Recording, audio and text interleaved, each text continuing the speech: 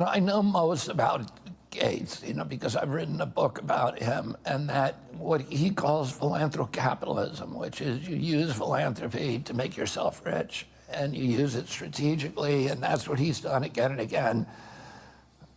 He's gotten control of the World Health Organization so that they mandate vaccines all over the world, and the companies that make those vaccines are Gates is, in many of them, the major shareholder.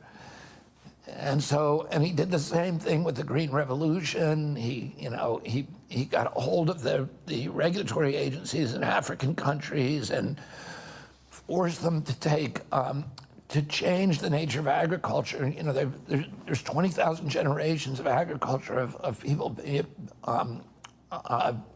growing crops like sorghum and plantains and yucca and all these plants for subsistence.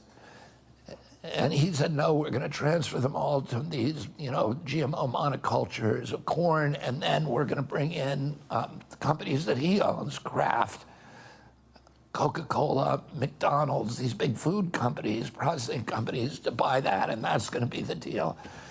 And then, of course, during COVID, all of that shut down, and you had, there's 30 million Africans now as a direct result of Gates's policy who are now on the edge of starvation.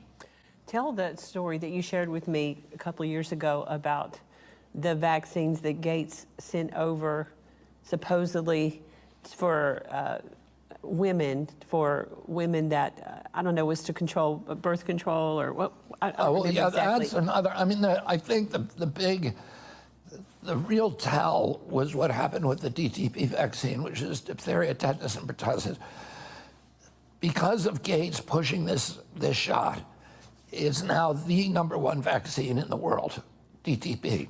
And it's mainly given in Africa. It was that particular shot is discontinued in the United States because it was killing or badly injuring 1 out of every 300 kids who took it. We ended it in Europe and the United States, but Gates is giving it to every kid in Africa. And in 2017, he asked the Danish government for money to support this program, and it said, we've saved 20 million kids. The Danish government said, can you show us the data? He couldn't. So the Danish government went and did its own study, and they had records of 30 years of this vaccine in a country called Guinea-Bissau. And they looked at the records, and what they realized in retrospect, which they were never seeing, is that the girls who were getting that vaccine at 6 months of age were 10 times more likely to die over the next 6 months as children who didn't get it. Wow. And they were dying of things that nobody on the ground had ever associated with vaccination. They were dying of anemia and bilharzia and malaria and dysentery, and nobody had made the connection that it's only the girls who got the vaccine who were dying of those things, that the other kids were much healthier.